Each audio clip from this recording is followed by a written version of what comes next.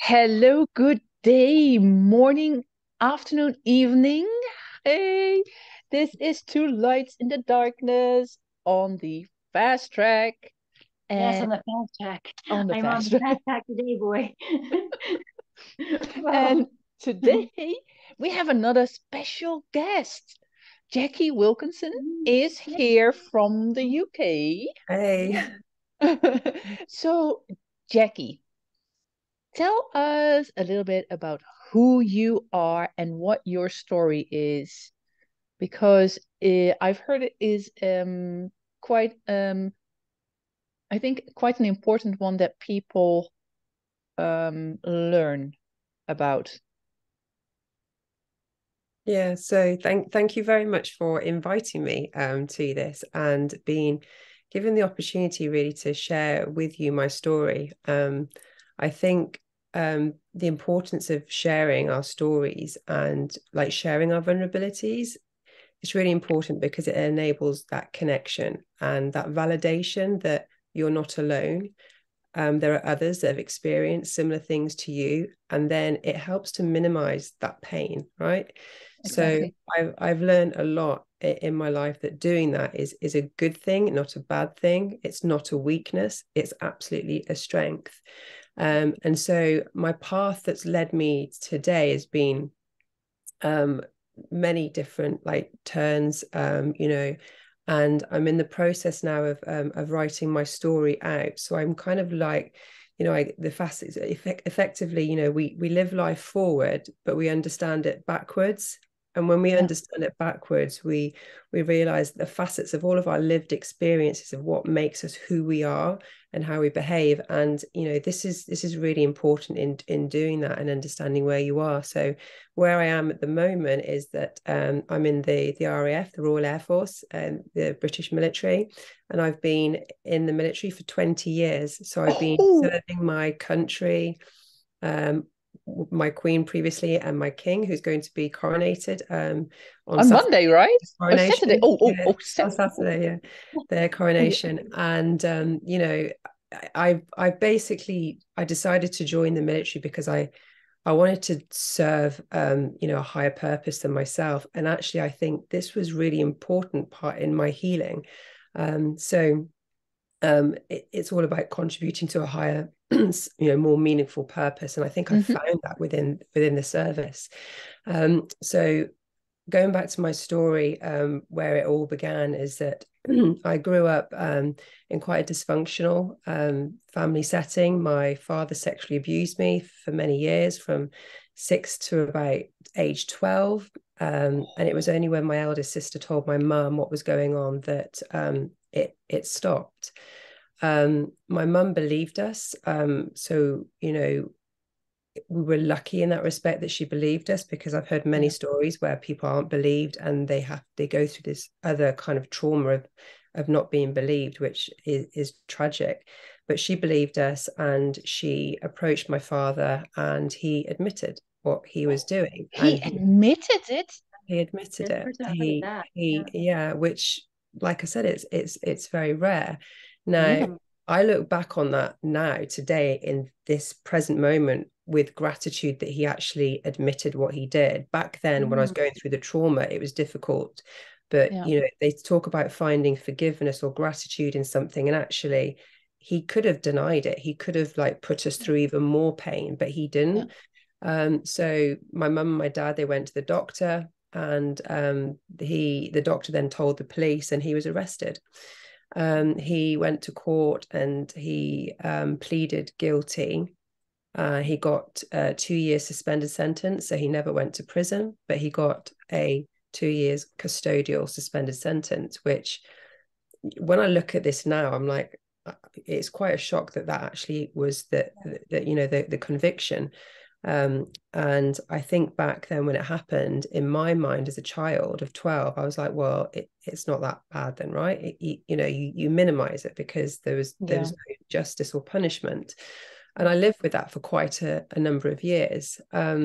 So in that moment, like, if that whole dysfunctional family we had, because my mum's an alcoholic, and she's was an alcoholic, but whilst it was happening, and then her alcoholism just got worse after it all came out. And I think I suppose the shame and guilt of what happened and all of it coming out, it was just almost too much for her to bear. And I think because she didn't notice before your elder sister told no, her. she didn't know. And I think a lot of the time that it was happening, she was drunk, so she was oblivious to it, unfortunately. And there are stories from my mum that friends that my father just gave her more alcohol in drinks, so that it would kind of feed her to get drunk, so he could get away with what he did.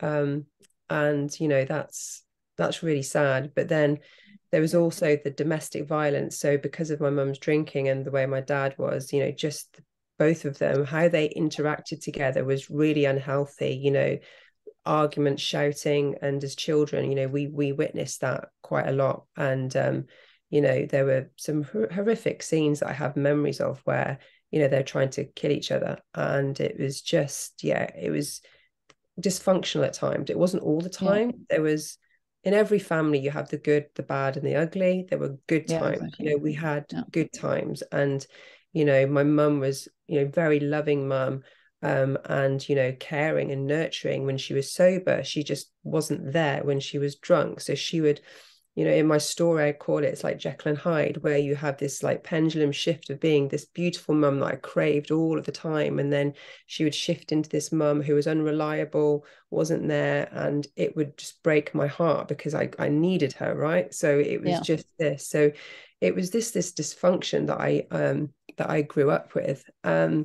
And then, as I mentioned, all this, the rug was pulled out from under my feet, and our world was turned upside down. My dad was had to leave the family home, and eventually my elder sisters, they left, and I was left living with my mum on my own, and it was really, really difficult. And I got to the point where I was doing my A levels. So this is like after school, college, we call it. So it's not college, university, it's college. So I was about 17 at the time.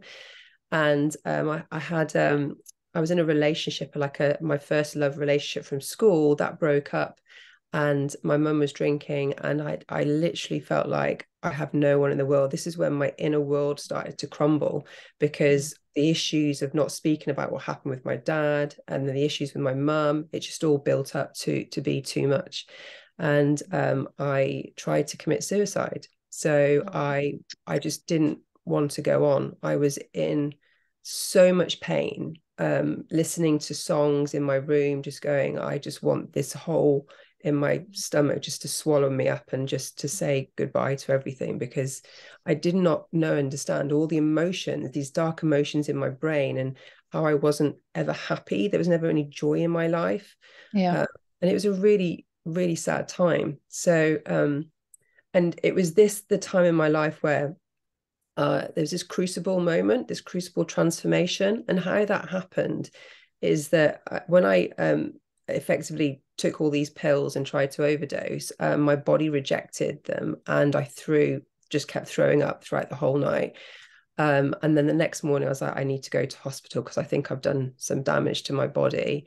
And went into hospital, and I remember sitting talking to the doctor, and the doctor was like, you're so lucky that your body's rejected everything and it hasn't done some permanent damage. And for the past 6 months, I used to get on a bus to go to college like every day, and there would be this sign, like a poster, and it was an advert for Access counselling, and it said for adult survivors of child sexual abuse. And I would look at this sign like every day going to college, and I'd be like, that's me, that is, but never acted on it. I would just see it and think, that's me, that is, that's me, that is. But I was just like, never thought I'll pick up the phone and ring them. But in that hospital, speaking to that doctor, I was like, I knew this is what I needed to do. I needed to speak to someone. I needed to get help for them to help fix my emotions, is to fix my brain, because I just knew it wasn't working properly to be able to do that. So you were like 17, 18 years old then? 17. 17. Oh my goodness. So I went to Access, and interestingly enough, it had only just, this organization only just existed about, a year before I kind of went to it. It's very new. And they're recognized for being one of the newest organizations that created a service like this before lots of other places in the whole of the country.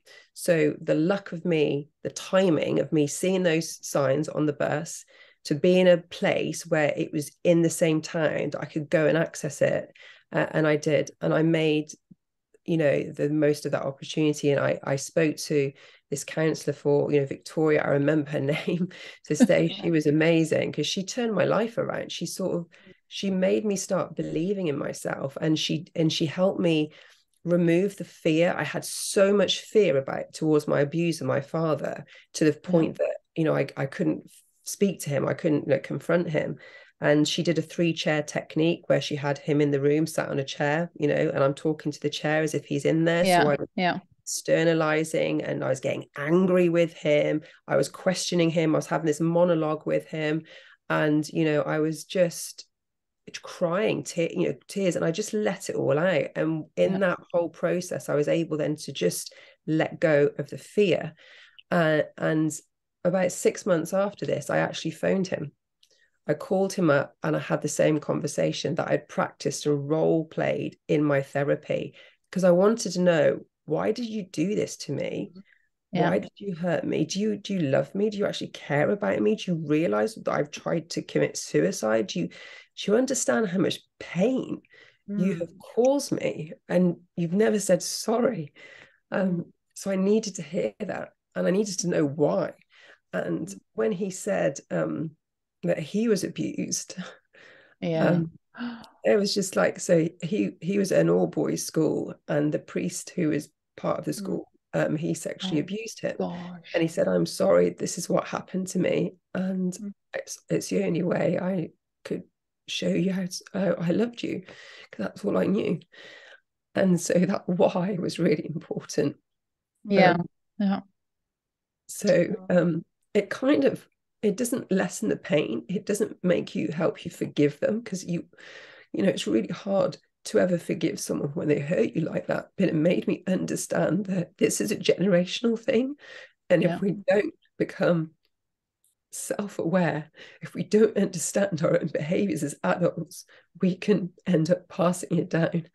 And that is what's so important about talking about it and sharing. So that was a massive, massive step for me. It was, it took a lot of courage to do that, but it was a really important step to help in my recovery. And people often think, ask, like, should I confront the abuser? Should I say anything? And, everyone's story is different, but I did.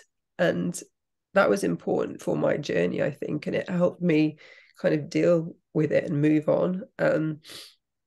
And then when I turned 18, my mother, in one drunken evening, she kicked me out of the house. So I was homeless, and I lived with my sister for a little bit. But when I turned 18, I was given, because my father pleaded guilty, I got an award of £10,000.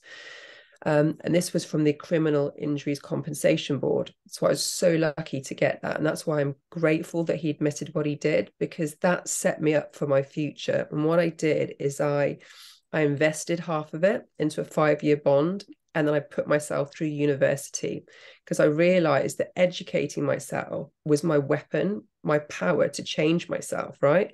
And I learned that through my therapy, going, I need to educate myself. If I train myself on how my mind works and my mindset is, I can change the trajectory of my life.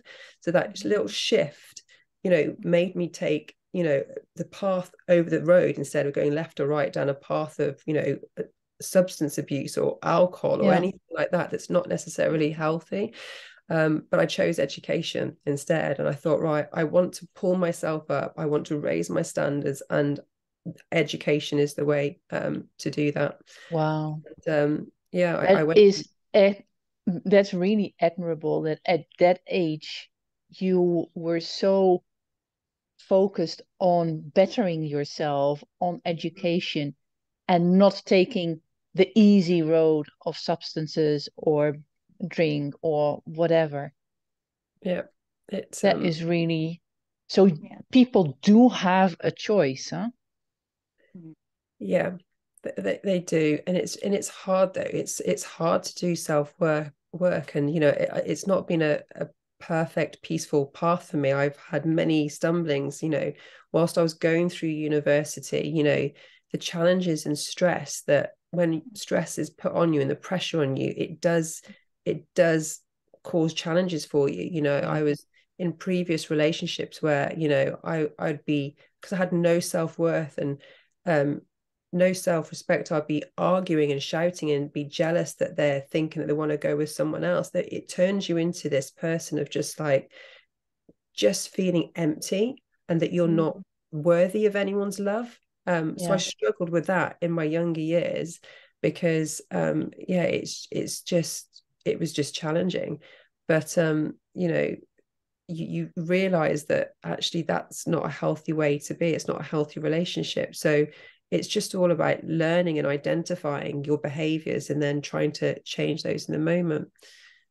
So yeah, and then after I graduated from university, I decided to join the military, and I didn't apply for anything else. I just thought, I want to be an officer, a leader in the military. That's what I'm going to do. And here I am. And you did. Yeah, I love that. And you're also embarking on doing something else that's admirable. Can you tell us a little bit about that as well, Jacqui? Of what? Sorry, I missed that. Yes, the thing that you're working on right now. Can you tell us a little bit about that? Yeah, so I'm currently writing my own story, a book with Perry Powers, Powerful Books.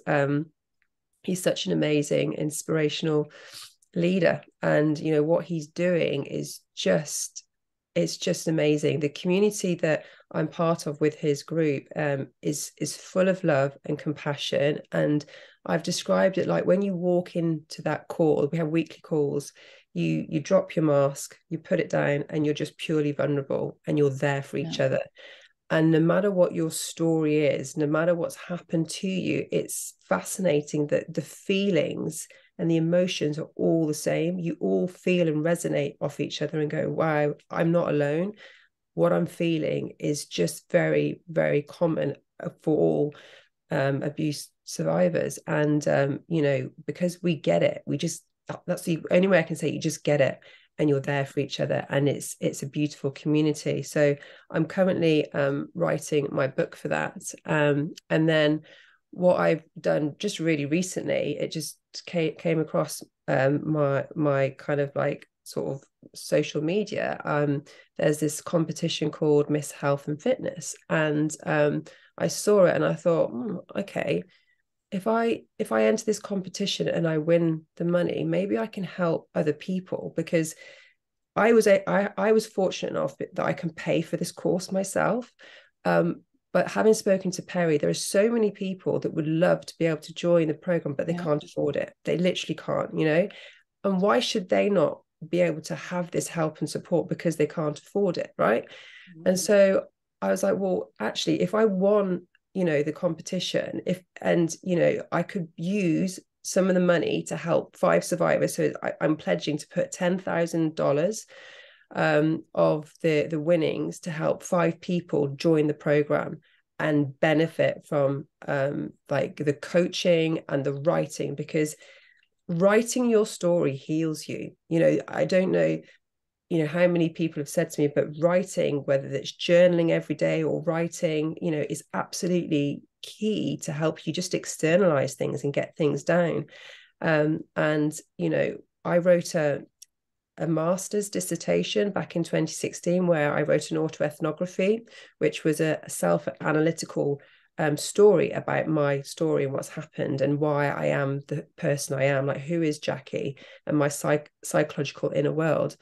And I wrote a poem to my father like 2 months after he passed away. And I also wrote him a letter, like literally just before he passed away. I wanted to give it to him and it never reached him. And then I grieved quite substantially. I had another breakdown when I was grieving his death, because I was moreover grieving the loss. I've never had a father, and that pain of never having that love and just that loss. I never expected to grieve for his death. It's, you know, some people might be astounded going, well, surely that's a good thing, but it doesn't work like that. No.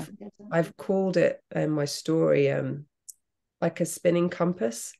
So my moral faces my father, my love, but then the moral sort of actually the rights and wrongs and justice like turns me around. But I keep spinning from left to right, and you're split in two, and you're spinning around because you know you shouldn't love your father, but you still crave that love, and so you just have this sort of spinning momentum inside of you. Can be confusing, huh? Really confusing. There's so much conflict when you're abused with someone that you actually love.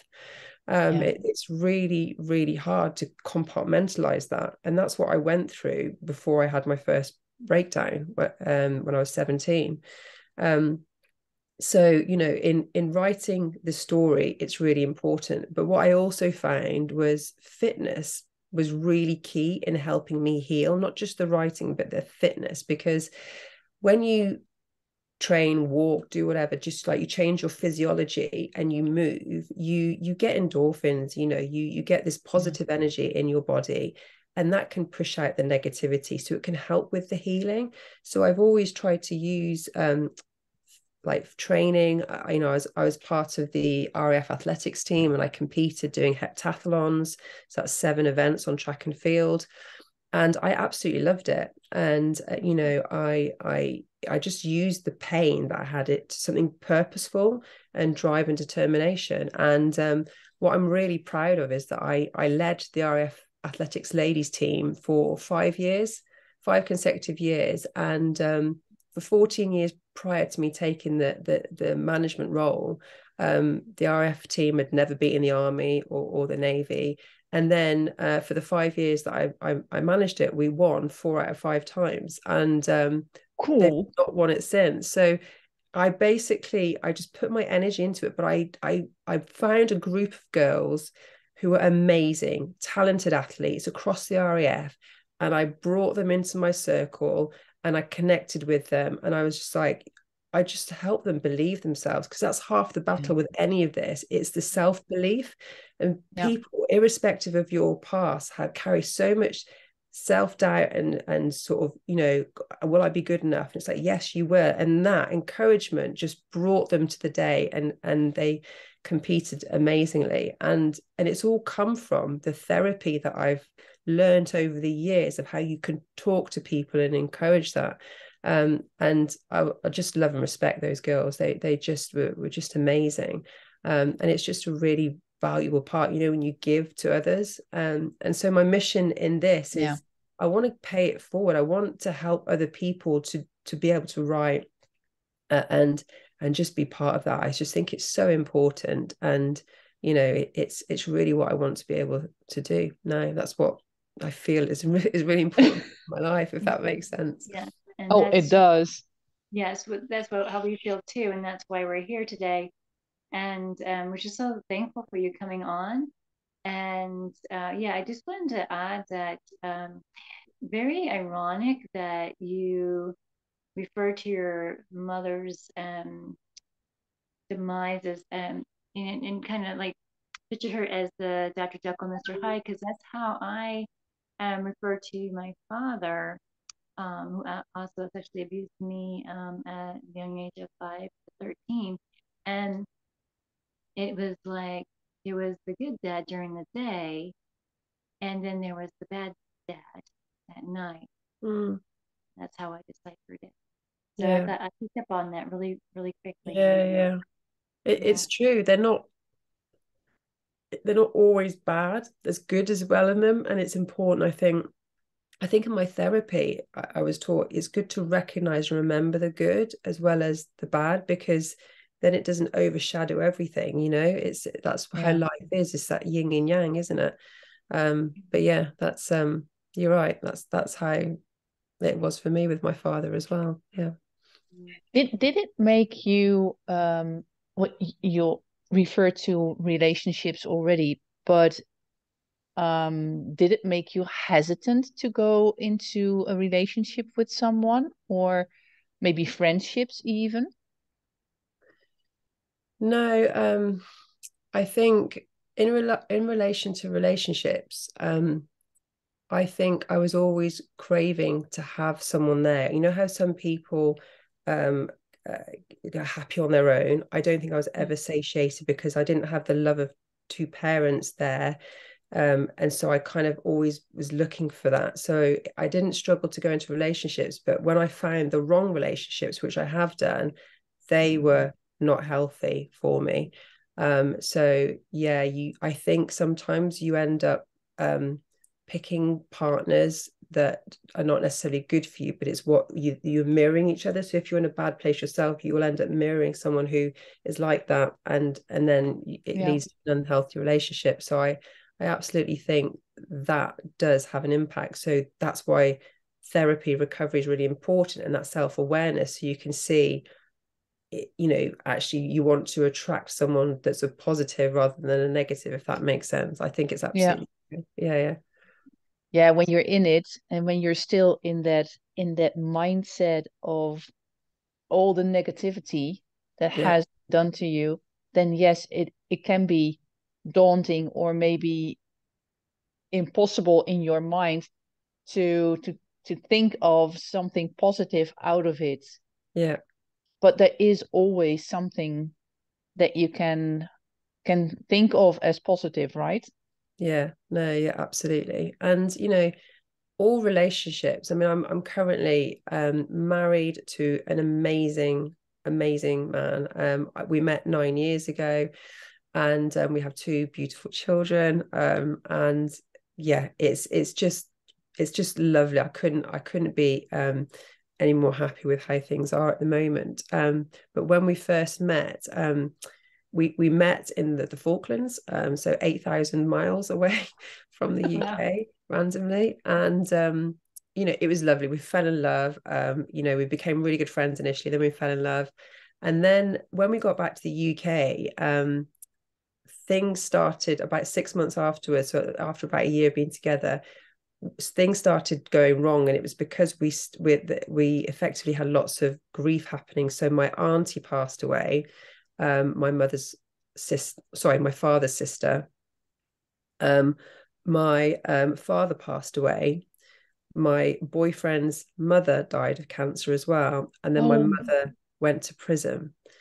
And then my eldest sister decided she didn't want to be in my life at the time. So I literally had this like exile of, you know, death and grief, like surrounding both of us. It was what I call in my story, like beautiful destruction, you know, when the universe takes control and it kind of wipes the decks and it turns everything round, and then you hit rock bottom. And I hit rock bottom. It's what I call effectively going through my second breakdown. And I was in the military, and this is like 2016. And it was, how is this happening to me now? I thought I was okay. What is going on? But it was like the grief of that. So what that played out in our relationship is that he was grieving, I was grieving, and his mother was an alcoholic as well. And what was happening is that I was getting triggered by stuff, and then he was getting triggered, and then we started triggering each other. And that led to so many arguments, so much shouting, screaming. I was like erupting, and he calls it now, I used to schmoolie. So do you know what I'm saying? So, you know, when they put the flares off, Yeah. he would be like, oh, here she goes, incoming. And he would be like, on his helmet and body armor, he's in the army. And then he was like, incoming. And I would just go, and I'd just flare up and literally start shouting at him. And it's like, what is going on? I had just no control. And this is the grief coming out. And because then his mum was like that with him, he would then kind of get triggered by me and then react and then stonewall me. So then I'd be like, let me in. And he like wouldn't. So it'd be this like constant thing. And then for 2 weeks we would just be like, you know, in a bad place, and then we'd be fine. And we went through this for a good year or so. It was really difficult for both of us. And then it's the point that we went to counselling, and he was saying, I don't think we're right for each other. And I said, we are. It's just circumstances. We'll get through this. We just need to learn how to get through it together. So we did a lot of work on our relationship. We read the book, The Five Love Languages. I don't know if you've read it. Yes. Beautiful. And then we were like, and we learned to speak in each other's love languages. We also learned to recognize, when things are kind of, you can feel the stress coming on and etc. And it's just like to catch it in the moment and stop it. And we recognize it in each other. So we're able to help each other. And now it's beautiful relationship. There's no destruction. It's kind of like we've come through that together. And that brings you closer together. It kind of connects you even more. But you do question, you do go, is it going to last? And what was really important for me, so I had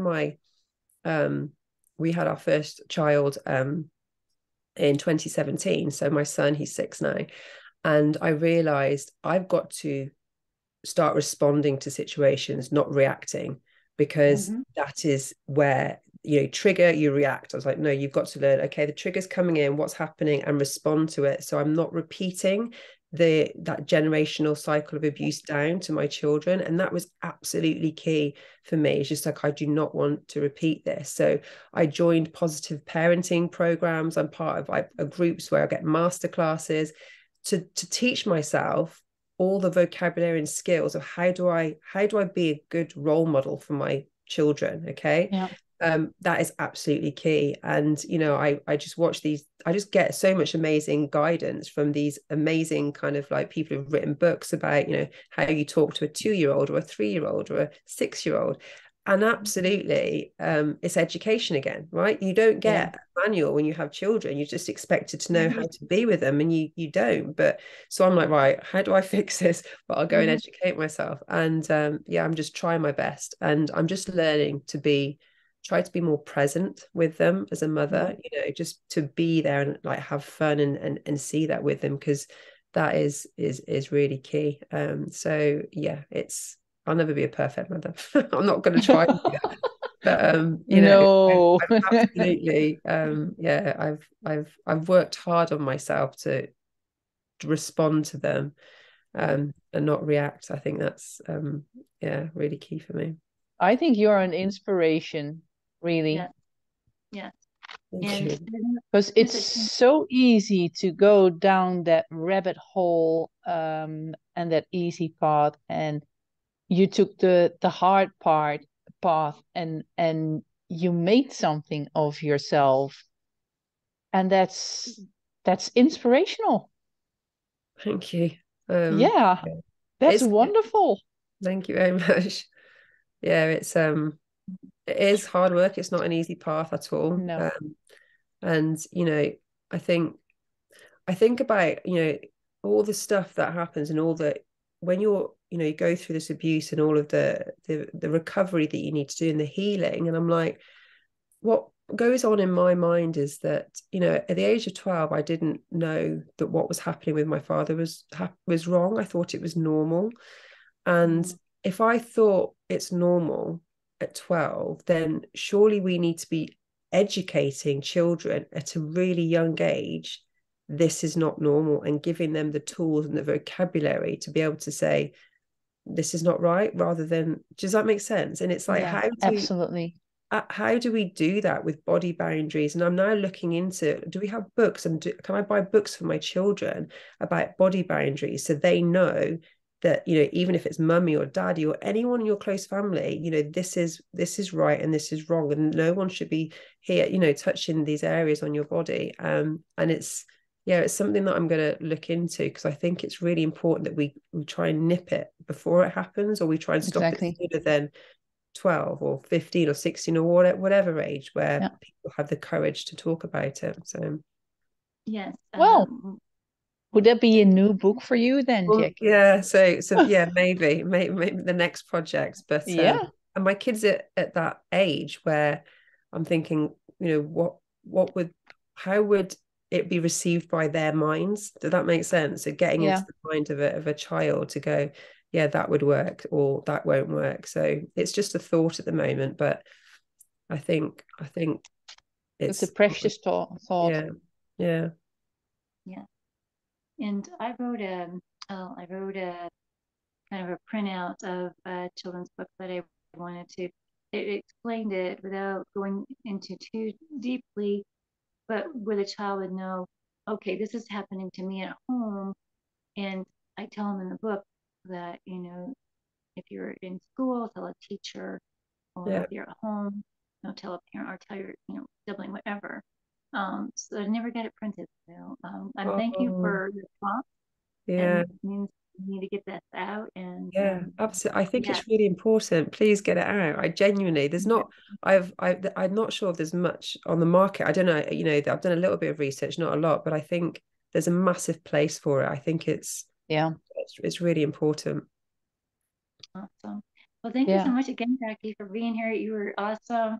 She only had like a few hours to like jump on, like, okay, I'll do it. And you being so willing to do it. And yeah, we've enjoyed this. And so I know I'll be in touch with you, and we will be talking with you later.